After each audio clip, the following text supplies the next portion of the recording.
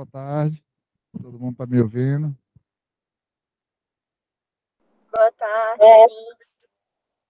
Então, pessoal, desculpa aí a demora um pouquinho, são os problemas tecnológicos, mas vamos lá, sem maiores delongas, vamos dar aqui início. Eu posso tirar a máscara? A Boa diretora tarde, doutor.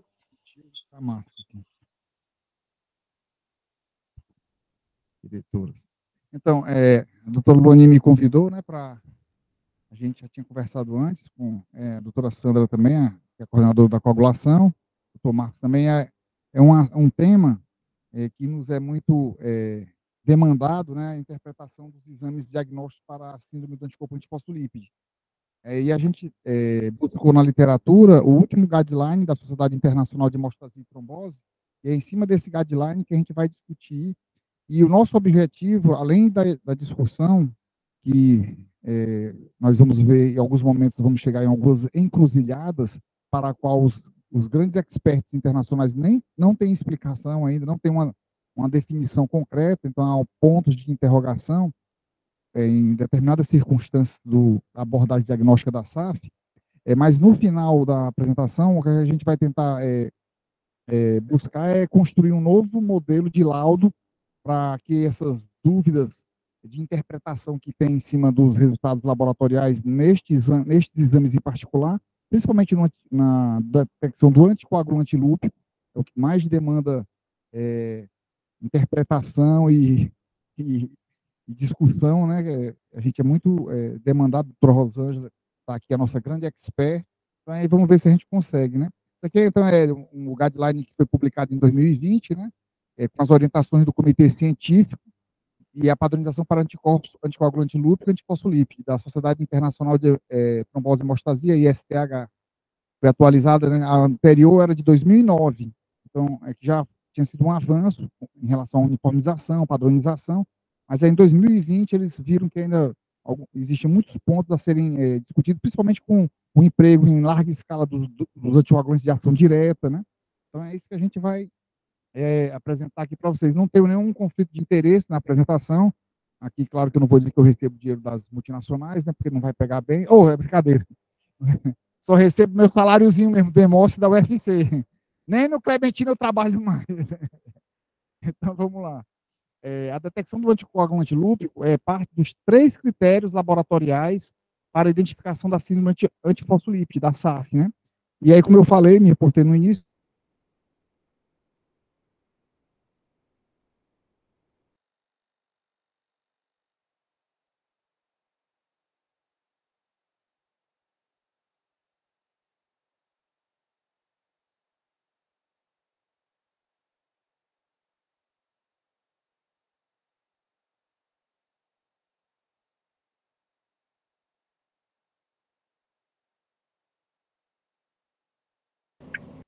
Ficou sem áudio.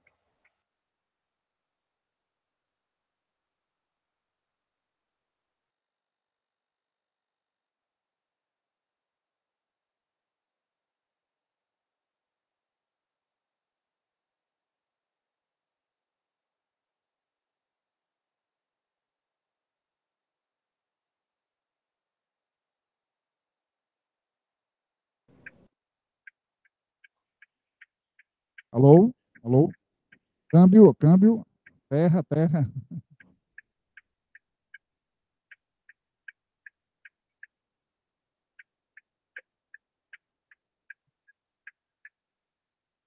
Alô?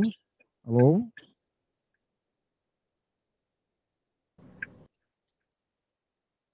Alô, alô? Alguém está ouvindo, por favor, pode se manifestar? Sim, voltou. Voltou. Então, nossas desculpas. Então, continuando aqui, né, na introdução, então, alguns elementos como terapia anticoagulante e algumas proteínas de fase aguda também podem ser interferentes importantes na realização desse exame do anticoagulante lúpico, na pesquisa do anticoagulante lúpico. A presença desse anticoagulante lúpico é um fator de risco muito bem estabelecido, né, já de muito tempo na literatura, como ser um grande fator de risco para eventos tromboembólicos, né, relacionado à síndrome antifosfolípide. A avaliação laboratorial correta do anticoagulante é essencial para o diagnóstico e o tratamento. Primeiro, para a gente tratar, tem que diagnosticar, né? E ele é esse diagnóstico da SAF, ele é baseado num tripé laboratorial, né? Que é o anticoagulante lúpico, a anti-beta-2-glicoproteína 1 e os anticorpos anticardiolipina. Nesses dois últimos, a glicoproteína 1 e anticardiolipina, os ensaios analíticos são bem definidos, não há tanta dúvida, né? São métodos de ELISA, né? Sanduíche, de última geração, não há grandes interferências nessa metodologia, porque detecta diretamente o anticorpo. No anticoagulante lúpico, como a gente falou aí na introdução, é dependente de fosfolípide. Isso é que faz toda a diferença, né? Então, vamos lá.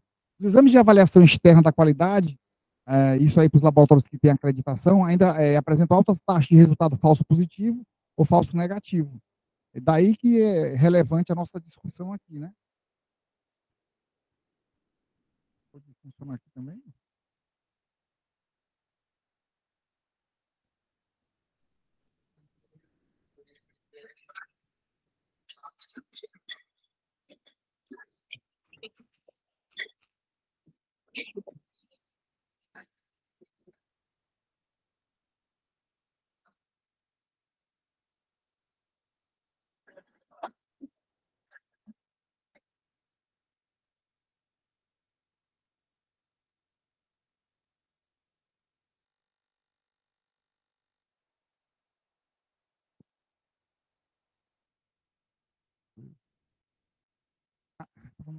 A análise do anticoagulante lúpico permanece, portanto, complexa, com muitas armadilhas no procedimento implementado no laboratório, incluindo as condições pré-analíticas e a sua interpretação da própria análise.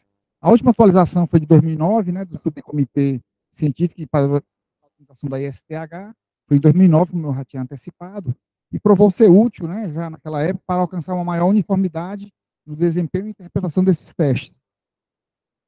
As diretrizes da British Society of Hematology e do Clinical and Laboratory Standards Institute contribuíram para o aumento da uniformidade também da testagem para esse exame anticoagulante lúpico.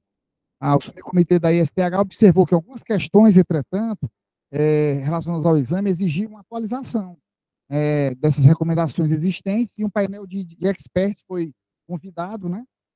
Foi convidado, e aí daí surgiu exatamente esse guideline de 2020 com as novas orientações.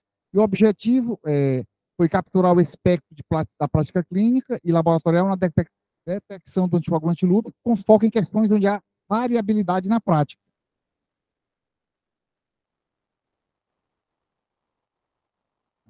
Houve um bom consenso sobre vários elementos chaves abordados nas diretrizes de 2009, como preparação de amostras, escolha de ensaios, repetição de testes e uso de comentários interpretativos. No entanto, houve incerteza ou falta de concordância entre os experts sobre os seguintes pontos: teste em pacientes em uso de anticoagulante, isso permanece, valores de corte e cálculo, isso vai ser determinante na elaboração de novo modelo de laudo, né? É uma coisa que a gente não fez ainda, vai ter que fazer, inclusive seguindo as diretrizes desse novo guideline, né? E a interpretação dos resultados. A atual orientação se concentra em aspectos da metodologia, que a gente vai discutir, escolha de ensaios, valores de corte, cálculo e interpretação de resultado, tempo de teste em relação à trombose e gravidez. Com ênfase na prática para os profissionais de laboratório e aos clínicos, buscou-se o melhor ajuste e o que se percebeu como apropriado, com base nos resultados do questionário e em uma revisão atual da literatura. Quando esse comitê foi constituído, ele mandou questionário para vários centros que fazem o diagnóstico de anticoagulante lúpico, e em cima dos questionamentos que foram enviados, eles fizeram um tratamento estatístico e viram as respostas em relação às várias questões que foram levantadas pelos especialistas, né? Esse consenso aponta para o teste ideal de anticoagulante lúpico, com atenção ao que mudou desde as diretrizes de 2009. Os aspectos laboratoriais do teste AL em pacientes anticoagulados são abordados em orientação separada do subcomitê. Seleção de pacientes. O teste para anticoagulante lúpico deve ser indicado em pacientes com probabilidade clínica de SAF, né? Então, você não é para ficar pedindo de forma indiscriminada, como a gente vê numa paciente com o primeiro aborto, e o obstetra já pede uma pesquisa de anticardiolipina de SAF, aí dá um anticardiolipina IgM,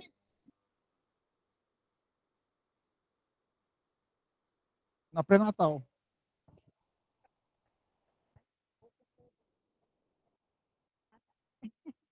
Tá, desculpa.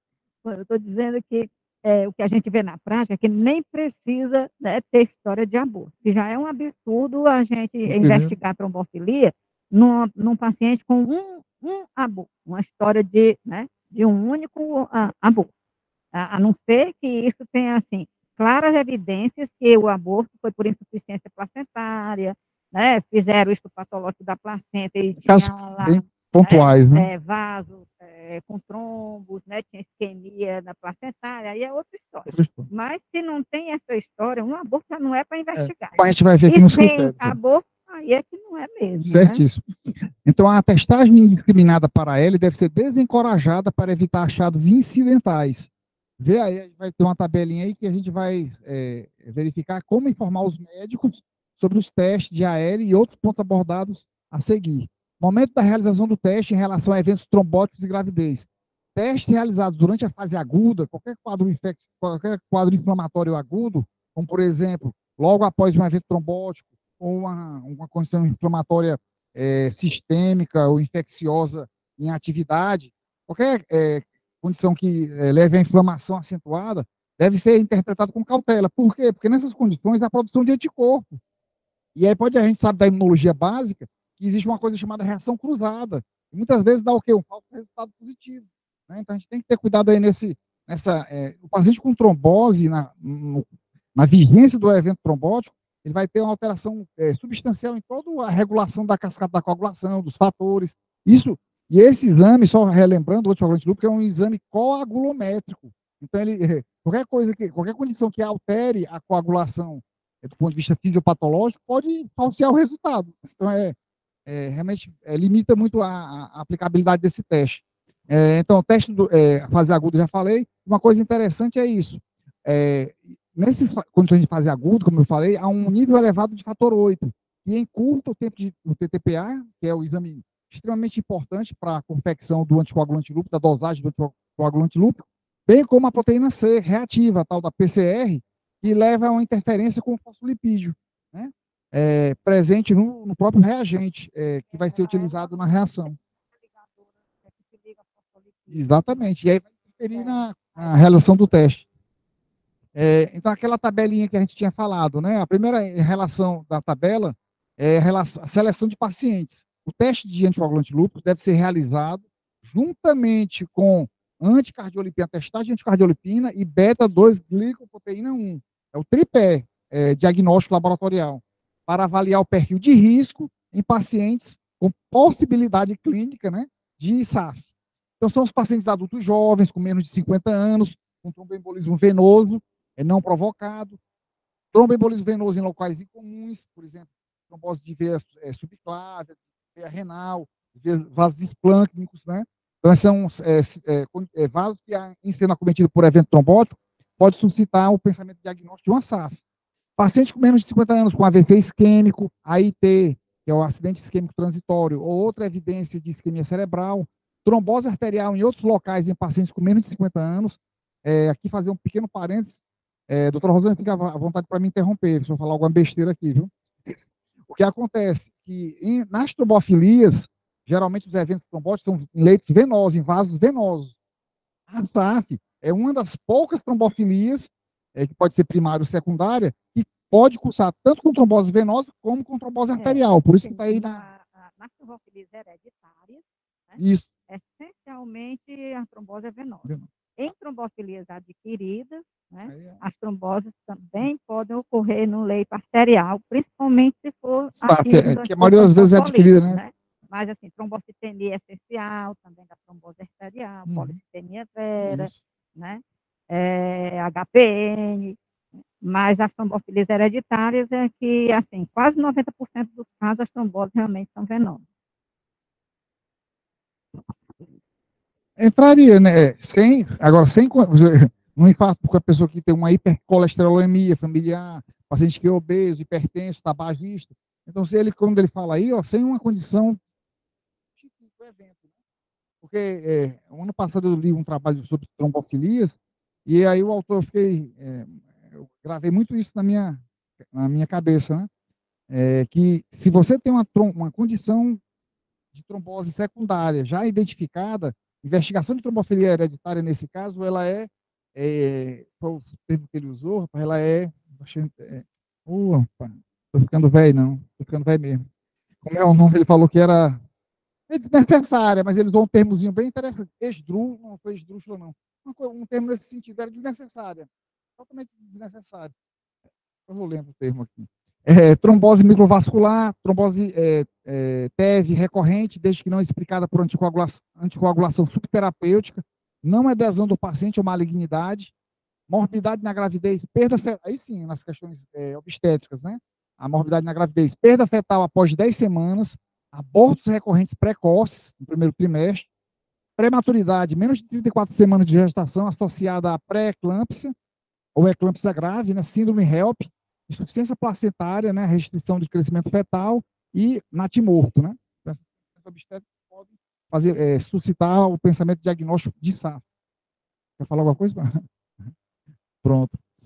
Lúpus, teste para anticoagulante lúpico faz parte dos critérios diagnósticos e contribui para a avaliação de risco, né? Então, é uma condição... Tanto é que o termo anticoagulante lúpico foi cunhado na década de 60, exatamente porque foi descoberto que os pacientes com lúpus eritematoso sistêmico trombosavam. E aí eles foram estudar a coagulação desses pacientes, descobriram o anticorpo e batizaram de anticoagulante lúpico. Inicialmente foi diagnosticado nem em pacientes com lúpus. Só que a gente sabe hoje que a SAF ela pode acontecer em pacientes sem lúpus, né, com outras condições, ou primária, né, uma primária. Né? Aí, gente, só um instantinho. Assim, só como você bem frisou ali, mas as pessoas estudam e esquecem, ou então não estudam, né? A questão da perda fetal. Ó, perda fetal após 10 semanas. Certo? E aí, assim, você chega no consultório, perda fetais com menos de 10 semanas, às vezes só uma, quer dizer que aí não iria justificar essa investigação. Não estaria do critério, né? Exato. Então, porque com menos de 10 semanas, a principal causa são o quê? São as anormalidades cromossomiais, implantação né? inadequada, incompetência cervical, né? Outras condições. Vamos em frente. Só tem uns 50 slides, não é brincadeira. O teste ali, a informação para os médicos. O teste de anticoagulante lúpico pode ser considerado nas seguintes situações. Fora aquelas que já são clássicas, né, consagradas, né, tem essas condições já mais um tanto quanto diferenciadas, né, das tradicionais. Trombocitopenia imune, ou seja, na PTI, você pode investigar, porque a gente sabe que SARD pode dar plaquetopenia, né, então faz parte, inclusive, há muito tempo aqui no nosso protocolo aqui de pacientes com plaquetopenia esclarecer de investigar SAF, principalmente pacientes que têm plaquetopenia associada à artralgia, ou artrite, perda de cabelo, sensibilidade ao sol, úlceras na boca, erupção cutânea, tromboembolismo. Vivedo reticular, né, que é uma dermatológica que lembra também, pode fazer parte do contexto do lúpus, né, particularmente com a presença de sintomas de outras doenças autoimunes sistêmicas ou trombocitopenia leve, pacientes com menos de 50 anos com manifestações clínicas fora dos critérios de Sidney, eu vou trazer logo aí abaixo, por exemplo, disfunção cognitiva, doença cardíaca valvar com presença de evidência de outras doenças autoimunes sistêmicas, paciente com menos de 50 anos após TEV provocado, quando o fator ambiental provocador é desproporcionalmente leve. É difícil de pesar isso, né? O que é leve, né, nessa condição? É algo que realmente é um tema muitas vezes espinhoso, né, a decisão. Mas na dúvida, na dúvida pro réu, se tem um fator, mas que não investiga, né?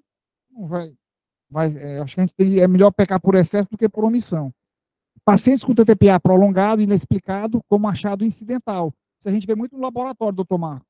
O paciente vai para uma avaliação, aí o TTPA está alargado, o senhor faz o teste da mistura e não corrige, né? E o médico nem pediu anticoagulante lúpico, né? Então, um médico no consultório pediu um pré-operatório do paciente, né? E aí vem um TTPA inexplicadamente elevado, né? E que o laboratório não tenha feito, talvez seja um paciente que deva ser investigado para a presença de anticoagulante lúpico. Mas o teste da mistura, né, já é um grande divisor de águas, né? Então, vamos lá.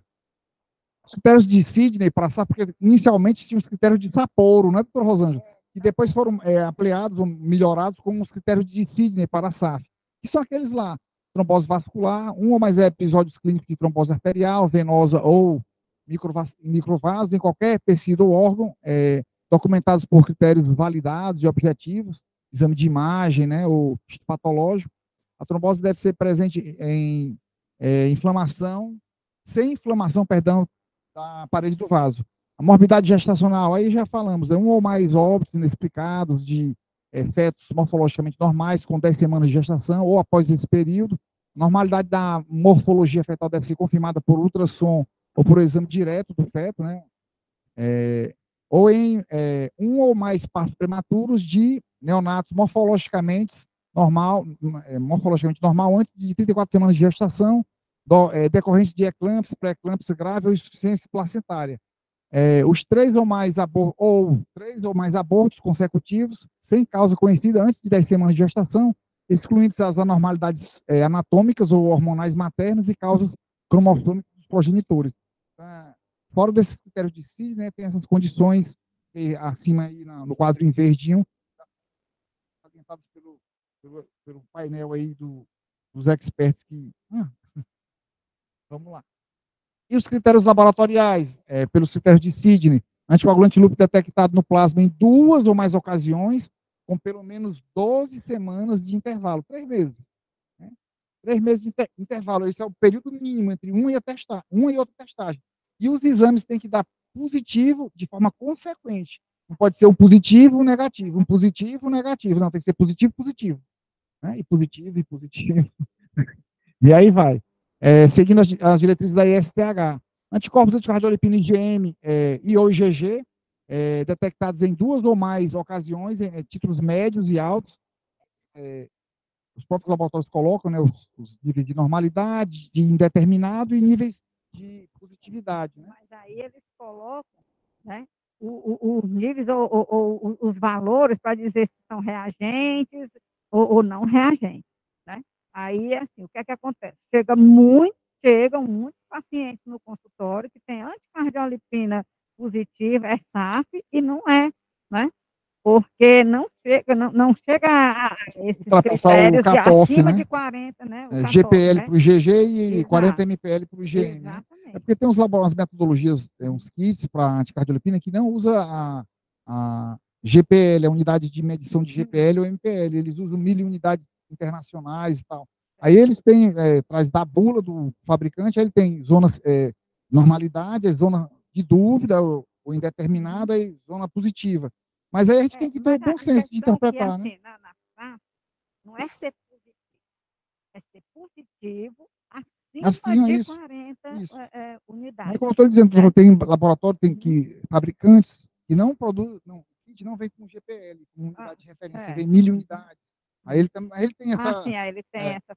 Mas aí na verdade, o que eu acho que a gente deve guardar do ponto de vista diagnóstico é que tem que ser 2 análises consecutivas e níveis elevados, níveis baixos, ou muito próximo ali das zonas de dúvida, algo que a gente tem que interrogar se entra como critério laboratorial, ficar na suspeição e continuar investigando laboratorialmente, né? Os anticorpos anti-beta-2-glicoproteína 1, IgG e o IgM em 2 ou mais ocasiões, acima do percentil 99, com pelo menos 12 semanas de intervalo, sendo ensaio imunoenzimático padronizado. A SAF é classificada se o paciente apresentar pelo menos um critério clínico e um critério laboratorial. Eu aqui, gente, se você me permite, eu queria até perguntar, porque assim, essa questão do anti-beta-2 glicoproteína 1, acima do percentil 99, ninguém sabe o que é. Eu dei uma olhadazinha, o que é o percentil 99? Uma vez eu liguei para 2 laboratórios para alguém me explicar o que era isso. Ninguém soube me explicar. O percentil 99, que eu estava dando uma olhada nos artigos de estatística, é que 99% das medições vão estar positivas, ou seja, só vai ter uma negatividade na reação acima, ou seja, em relação ao que é positivo, são 99 positivos e só 1% seria negativo. Então, tem que ter uma concordância de positividade de 99% dos casos para aquele intervalo que você considerou como normal. 99% tem que estar lá dentro e só 1%. Não vem o resultado para a gente. Aí a gente, né, a gente vai. Quando tem também, né, algumas orientações que tem também a mesma informação, né? Tem que ter mais de 40 unidades, né? GPL para o anticorpo anti-beta-2 glicoproteína, certo? porque fica mais fácil da gente. Tá? Mas o guideline ele vai bater forte nisso aí, em relação à padronização e colocar os valores de normalidade dentro do percentil 99. Você tem que estar dentro do 99, é normal. Se 1% é realmente. Pois é, no guideline ele não fala de GA, né? Mas antigamente, mas procede a pergunta do Dr. Frank, porque antigamente se falava que em raras condições o IgA podia estar elevado e tal, tal. Chegava até isso. Mas o guideline não aborda, ele não aborda IgA. A não ser que você já investigou tudo, o paciente tem um quadro clínico que você acha que é SAF, né? E não conseguiu fazer o diagnóstico. Aí você pede o IgA. Mas, assim, na rotina, não é nem para solicitar. Não está dentro dos critérios, né, nem de Sidney, nem dos atuais também. Então, o que deve ser considerado antes disso, aqui é muito bom para todos nós, né, que trabalhamos na parte de atendimento ao paciente, né? O que deve ser considerado antes de solicitar o teste? Os resultados, saber que os resultados durante uma resposta fase aguda, como já foi dito, né, evento trombótico agudo, deve ser interpretado com cautela, pois pode ocorrer resultados falsos positivos e negativos, ou negativo. Idealmente, o teste de anticoagulante lúpico deve ser realizado em pacientes sem nenhum tratamento anticoagulante. Isso aqui era a briga minha com a doutora Rosângela. Eu não aceitava de jeito nenhum, né? Já a doutora Rosângela, não, se o NR tiver até 1,3, dá para fazer, até 1,5. Eu sempre parti o pé, porque para mim a equação tem que, quanto menos variável tiver na equação, eu, na época do colégio, só aprendi a equação de primeiro grau, a de segundo grau, que tinha mais variáveis, eu não aprendi, não. É por isso que. Então, o teste de anticoagulante pode ser clinicamente desejável em pacientes anticoagulados, mas deve ser observado os seguintes pontos. Realmente, às vezes, o paciente chega para a gente aqui já tomando o anticoagulante, Marevan ou varfarina ou anticoagulante de ação direta, né? E a gente vai ter que investigar, muitas vezes tem os critérios clínicos, isso, né? A gente tem lúpus, de repente tem a livedo reticular, teve a perda, os abortos e tudo mais, tem a cara e cheiro de SAF. E a gente precisa do critério laboratorial, e às vezes tem que fazer o exame, é isso que ele está dizendo. As informações sobre o estado de anticoagulação do paciente no pedido do exame é obrigatória, viu, os doutores aí, tem um bocado de residente aqui, preenche o exame técnico da paciente em uso de varfarina, paciente em uso de rivaroxabana. Tem que escrever para o laboratório, né, vai orientar. Em paciente em uso de AVK, né, de varfarina, a interpretação dos resultados do AL é desafiadora. Devido ao tempo prolongado de coagulação basal, o paciente já está anticoagulado, é fácil de entender. Eu estou pesquisando um anticoagulante lúpico, e o paciente já está tomando um anticoagulante oral, ele já está anticoagulado, né? Farmacologicamente, né? O problema é que a anticoagulação do SAF, ela causa trombose, ela não, paradoxalmente, né? Se os pacientes foram testados durante o tratamento com heparina de baixo peso molecular, as amostras devem ser colhidas, quando possível, pelo menos 12 horas após a administração da última dose, ou seja, antes dele tomar a próxima dose, né, de heparina de baixo peso molecular. Só ainda acima em relação aos varfarínicos, né, é desafiador, né, a interpretação, mas pode-se realizar o teste, se possível, realizar o teste de 1 a 2 semanas após a descontinuação da medicação. Então, 15 dias, a gente teria, a gente às vezes faz em 6 meses, trata, para 15 dias, aí vem e faz a coleta do exame. Anticoagulante lúpico. Fica à vontade. Ainda bem que a doutora Rosângela está aqui.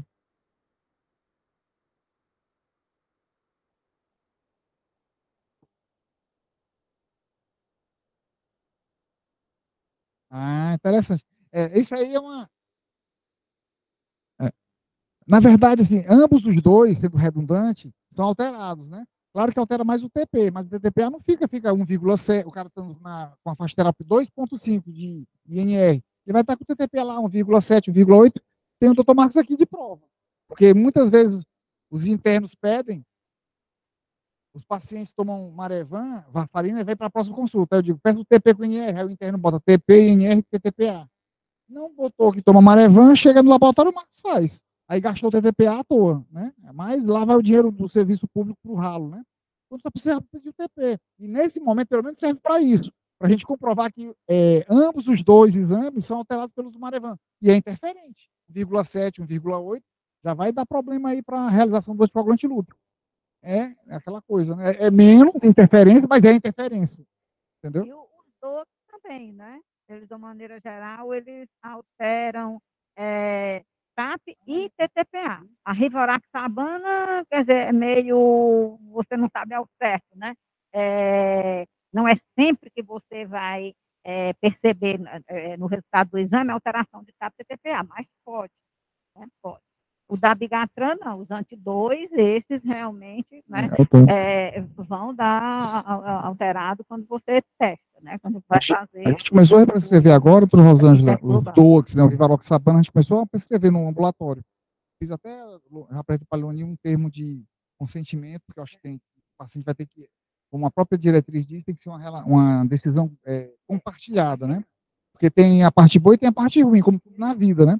Mas eu tenho pedido, só para conhecimento próprio, ou lá para frente, se for o caso, a gente escrever alguma coisa, TP e TTPA, o paciente já tomando rivaroxabana 20 miligramas. A maioria até agora eu não recebi nenhum paciente com TP ou TTPA alterado, usando rivaroxabana. Para minha surpresa, eu acho que esperava uma alteraçãozinha, mas... Não é interessante nessa discussão, porque...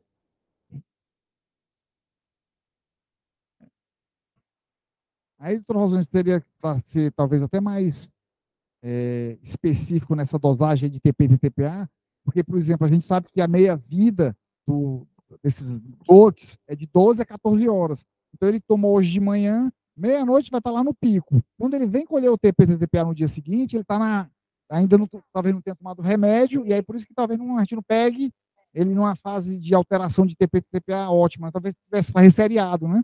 Seria interessante. Alguns pacientes do ambulatório, né, eu fiz, vamos dizer assim, procurando um momento melhor da gente fazer a pesquisa de anticoagulante lúpico em quem estava tomando DOA, né? E, pelo menos, nos 3 ou 4 pacientes que eu tive a coragem de fazer, né, eu suspendi 24 horas antes, não deu certo.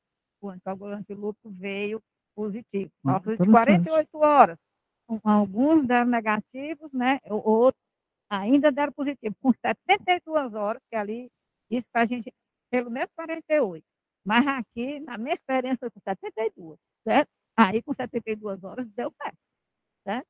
O paciente, todos que, quando fizeram com 72 horas de suspensão do DOA, deram anticoagulante lúpico negativo. Mas é uma amostrazinha pequenininha. Mas é empírico. E ele recomenda ali, ó, e eles recomendam que dose a atividade fator 10 ativado aí, ó, né, para poder correlacionar.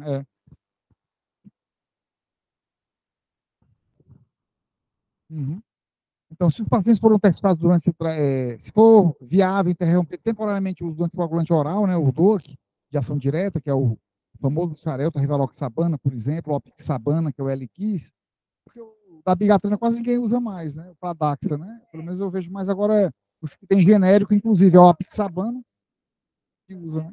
Mas assim, um genérico que saiu, que é o rivaroxabana, tem aqui na farmácia, aí, na Pague Menos aqui do lado, tem rivaroxabana e apixabana. E barateou bastante o custo, né? Caiu bastante. Pego no posto, né? Então, ele recomenda que, de forma pragmática e empírica, pelo menos 48 horas suspenda, né, da última dose, e por mais tempo em pacientes com insuficiência renal. O teste de anticoagulante lúpico pode ser realizado dosando o nível da medicação, né, do DOAC, juntamente com a realização do teste do anticoagulante lúpico. Só para lembrar, como eu falei, os DOACs, né, a rivaroxabana, a dabigatrana, a indoxabana e a apixabana, são os conhecidos, né? Está vendo? Não me engano. Os resultados do teste de anticoagulante lúpico durante a gravidez devem ser interpretados com cautela, pois podem ocorrer resultados falsos positivos e negativos. A repetição do teste deve ser considerada em um momento apropriado após o parto, para obter resultados confiáveis. Então, a gente sabe que toda grávida está cheia de anticorpos circulando, né? Ela tem muita anticorpogênese. E ainda tem um estado inflamatório, né? A gravidez. A grávida tem a questão também... Aumenta o fator 8, interfere. Aumenta, exatamente. E a própria, como é que diz? Como se fosse uma condição inflamatória sistêmica, né? E aí vem a história do PCR, que pode estar aumentado, né? Que aí é outra coisa que vai interferir. É um desafio aí interpretar. De preferência, depois do parto, porque até não vai mudar a conduta, muitas vezes. não vai mudar a conduta. Então, vamos lá, a interpretação dos resultados. Devem ser interpretados de acordo com os valores de corte. Aí começa a pegar, viu, doutor Lundi? Aí? E aí é onde a gente vai ter que... Os resultados devem ser interpretados de acordo com os valores de corte locais, né? A gente vai ter que estabelecer o nosso cutoff, né? Indicados no relatório, né? Que a gente, o relatório, no caso aí, é o resultado, né? O valor de corte pode ser pode ter impacto, esse valor, com certeza, né? O valor de corte, o cutoff, inclusive para o diagnóstico, inclusive assim, para determinar se o anticoagulante é discretamente positivo, positivo, né? Ou é fracamente, né? Positivo fraco, como ele está colocando aí. O anticoagulante lúpico, o resultado bem objetivo, positivo ou negativo. Claro que vai ter essas nuances aí, em algum outro caso, está positivo ou fraco. Por isso tem que ter o cutoff bem definido, né? Mas ao final do laudo desse exame, é anticoagulante lúpico, positivo ou negativo. Não é presente ou ausente, não. Ele coloca, não é reagente ou não reagente, não. É positivo, negativo. E é também para deixar que o médico que solicitou interprete. Porque eu já recebi resultado de exames que vem só assim. O LA1 alargado. Só os tempos. Né? Só os tempos. E ainda tem mais o seguinte, é só o R. Né? Ninguém me dá tempo de nada, não, para eu fazer a conta, não. Certo? Aí esse daí eu nem olho. Doutora, eu não vou, não. Vou olhar isso, não. Está incompleto, né? Está incompleto. Vai fazer de novo. Né? Então. Aí tem ainda tem assim. Aí vem, me dá a relação paciente-controle do LA1 e me dá a relação paciente-controle do LA2. Né? No caso, esse que eu vi, os dois estavam alargados, e aí solta o resultado e ninguém sabe o que é, e o primeiro médico que viu mandou a paciente como sendo 5% de fosfolípido já antes coagulada, né? Como se tivesse 5% de fosfolípido. Aí você vai saber o que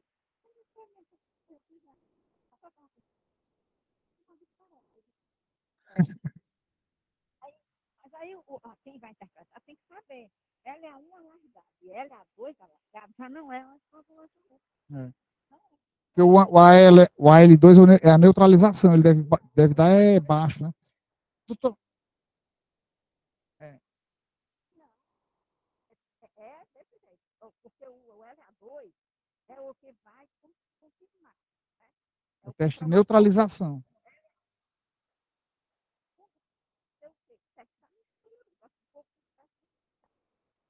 Que eu chamo de teste normalizado, que eles chamam.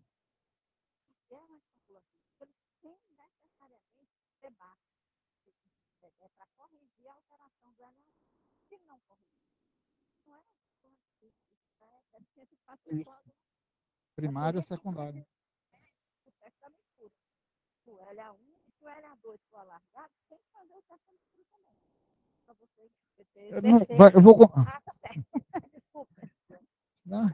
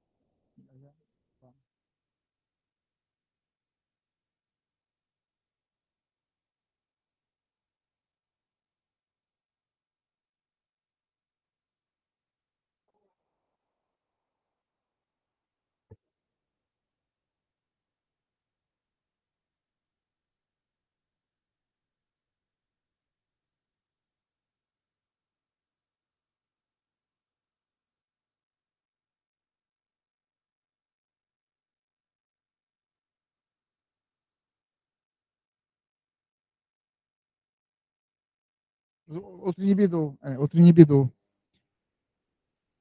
Então, mas mesmo assim, dando continuidade aqui, os resultados devem ser sempre relacionados em conjunto com o anticardiolipina e beta-2-glicoproteína, né?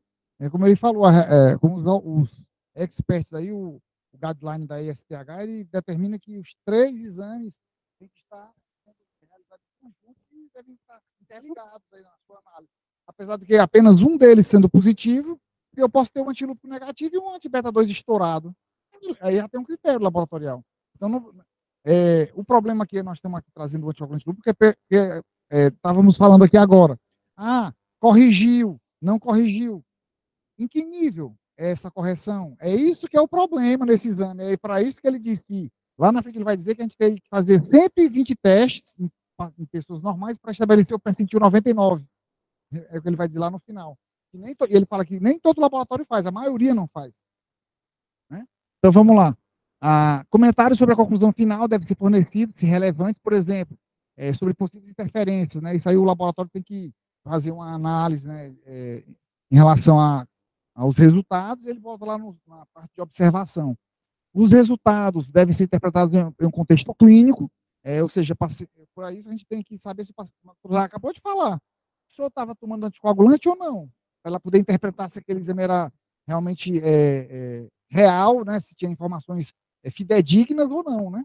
As informações fornecidas na solicitação sobre o estado de anticoagulação do paciente devem também ser incorporadas ao relatório.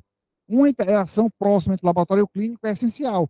Isso é aí, doutora Marlene, né, a nossa grande luta, né? O laboratório ele só tem sentido se tiver dentro do contexto clínico do paciente. Para isso, você tem que ter interação médico solicitante, médico analista ou farmacêutico, biomédico, laboratorista, né, de uma forma geral. Né? Então, vamos lá. Repita o teste.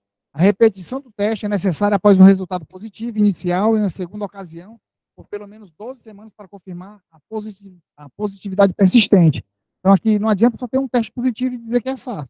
Né? Tem que confirmar 12 semanas, é só, me perdoem a redundância, mas é para ficar bem claro isso aí. Testes realizados durante a fase aguda, deve ser interpretado com cautela, né? Possíveis interferências, já foi falado, nível elevado de fator 8, proteína C reativa. Testes realizados durante a fase aguda podem ser necessários, né? Porque, por exemplo, paciente com suspeita de SAF catastrófica. Doutor Rosana, SAF catastrófica, como é que é mesmo? Para eu relembrar.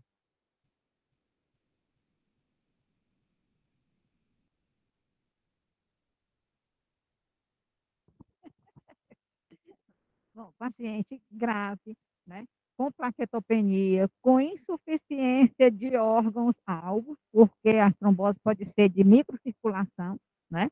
E que é o que ocorre com mais frequência na SARS catastrófica, ainda bem que é bem raro, né? Vasculite pode acontecer. Né? Exatamente, Uhum. né? Quer dizer, não é uma trombose só, né? É trombose de repetição em ciclos, né, diferentes, e que pode acometer a microcirculação, né? Uhum. Levando. Exatamente.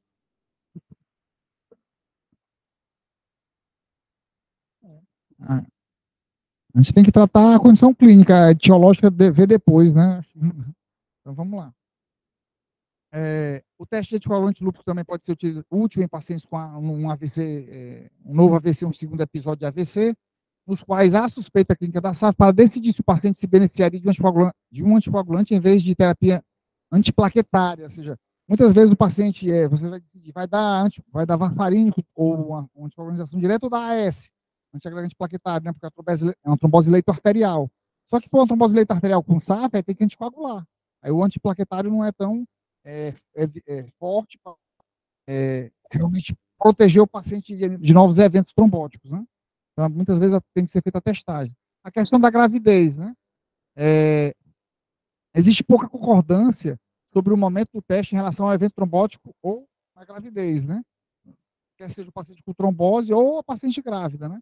E vem para a avaliação de uma possível SAF, excluindo considerações relacionadas aos efeitos da terapia anticoagulante ou fase aguda. Diga aí. Diga aí, chefe, como é?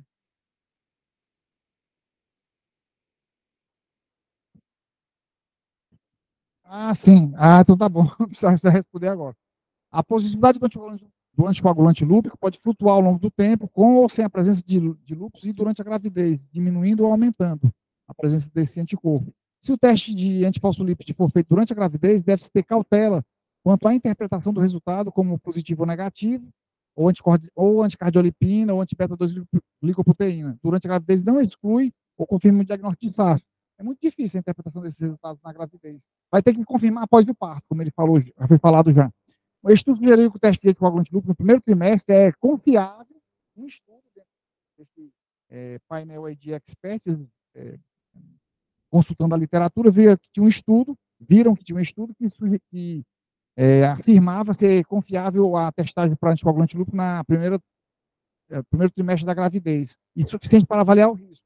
Trabalho, né? Isso acho que talvez o grau de confiança estatística disso aí não seja tão alto, né?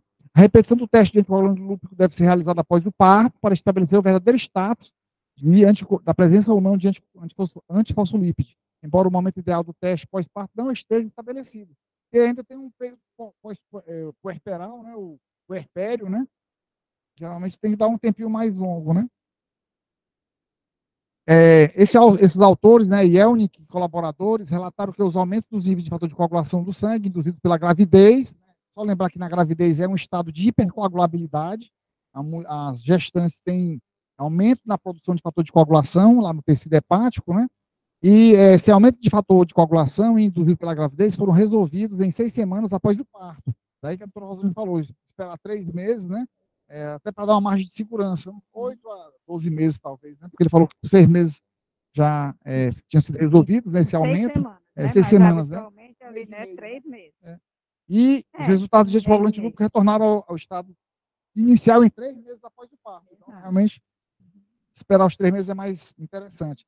Fatores pré-analíticos, analíticos e pós-analíticos. A realização da testagem para a L está resumida na tabela 2, indicando as mudanças em comparação com a diretriz de 2009, esclarecendo que permanece inalterado e as recomendações atuais. Eu vou ler só o que está em verde, que é o que recomenda o novo guideline, né, 2020. Né? Então, coleta de sangue. Sempre que possível, sangue para detecção de AL deve ser coletado em pacientes que não estejam recebendo anticoagulante. Se possível, interromper brevemente o uso do DOACs.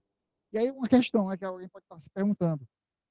Quem lê SAF sabe que a anticoagulação preferencial no paciente com SAF é com varfarina. Segundo a nossa expert aqui, doutora Rosângela, os próprios congressos, né, os guidelines até já não tão novos, né, já recomendava não uso dos DOACs na SAF, porque a capacidade... Imagina, os DOACs, eles inibem 2 ou 10. A varfarina inibe 2, 7, 9 e 10. Ele pega 4, ou seja, os DOACs inibem um fator só da coagulação, a varfarina inibe 4. Né? Então, ela tem um poder anticoagulante maior, apesar de toda aquela problemática do manejo da varfarina, né? Mas a SAF, como ela é uma condição extremamente trombogênica, dentro das trombofilias, então você precisa ter uma ferramenta terapêutica que seja mais potente. Aí, por isso, eu acho que a gente tem muito paciente aqui com SAF que fez uso de DOAC e trombosou, e retrombosou.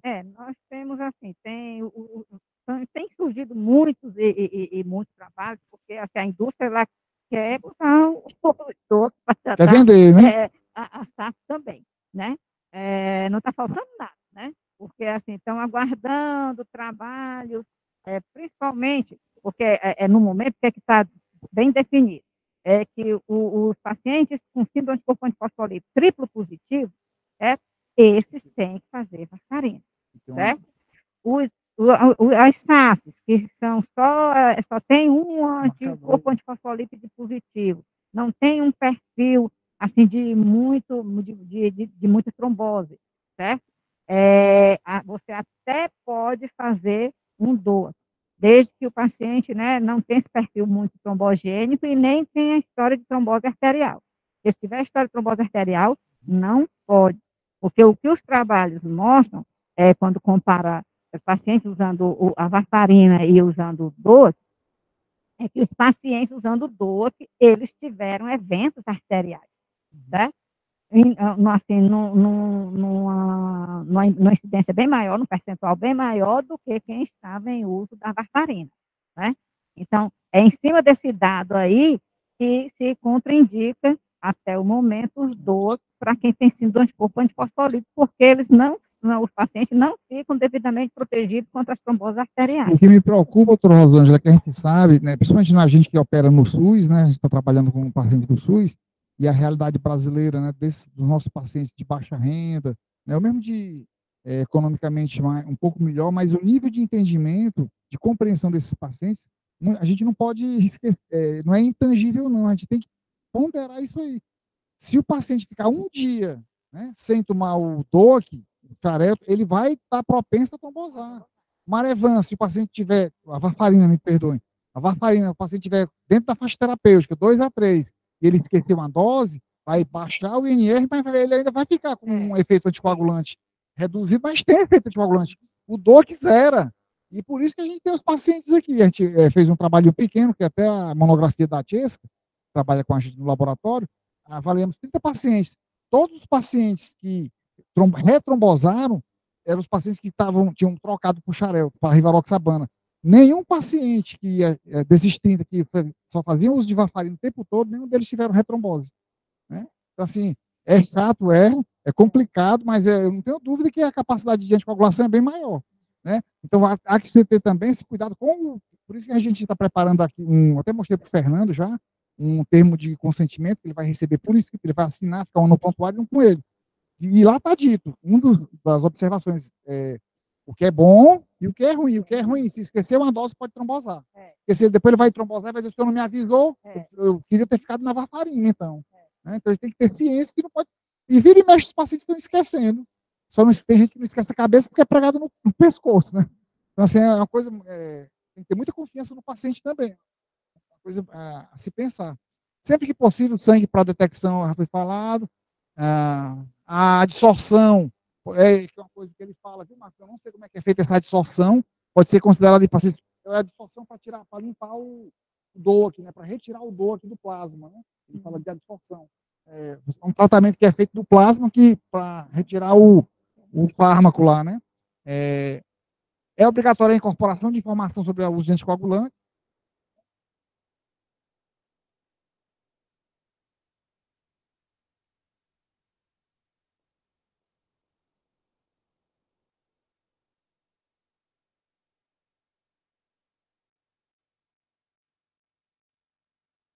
Pessoal, os ouvintes aí vou terminar aqui só esse slide aqui, mas a gente vai ter um segundo tempo, porque ainda tem um bocadinho de coisa para discutir. Então, estar ciente de que as proteínas de fase aguda, né, já foi dito, podem levar a resultados falsos positivos ou negativos, o laboratório tem que saber isso para informar. Testes durante a gravidez podem resultar também em resultados falsos positivos e falsos negativos, deve ser colocado isso na hora de reportar o resultado para o médico que solicitou o exame. O que está em branco aí é o que não foi, o que não mudou, né? A gente vai sempre coletar o sangue para o anticoagulante luto é uma coleta em sangue venoso, em tubo de citrato, fazer uma dupla centrifugação a 5.000 RPM por 15 minutos, para diminuir bastante a concentração de plaqueta nesse plasma, para que realmente a gente tenha um PPP, um plasma pobre em plaqueta, porque senão isso vai interferir. Se a plaqueta tiver acima de 10.000 por minuto, vai interferir na realização do teste. Então, por isso que se recomenda a dupla centrifugação, congelar o plasma dentro de 4 horas após a coleta, se a realização do exame for adiada, de preferência congelar a menos 20 ou menos 80 graus. Se puder ser menos 80, mas nem todo laboratório tem freezer menos 80, né? O plasma deve ser descongelado após 5 minutos, em banho-maria, 37, e aí fazer o teste. Deve ser evitado o ciclo de congelamento, ou seja, congelou a amostra, caso tenha congelado, só descongela uma vez, descongela e faz. Não pode descongelar, vou repetir, aí congela de novo. Não. Aí aqui acho que a gente faz essa pausa e retoma na próxima quarta-feira. Agradeço a atenção.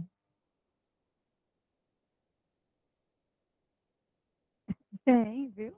Eu acho que no dia 26, aí vai ser dia 20.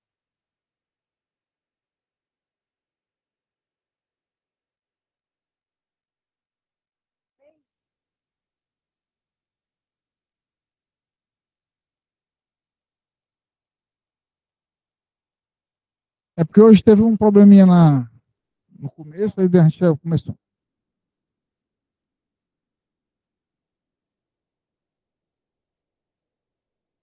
E tem a parte, e a parte final é que, e é bom que a Sandra venha, porque ela, como é a chefe do setor de coagulação, a gente fez junto essa parte. E a gente já teve até eu até dei uma adiantada, a gente fez uma estratégia que a gente quer mostrar para vocês em relação ao cutoff, né, para determinação. A gente começa em ponto aqui 1 hora.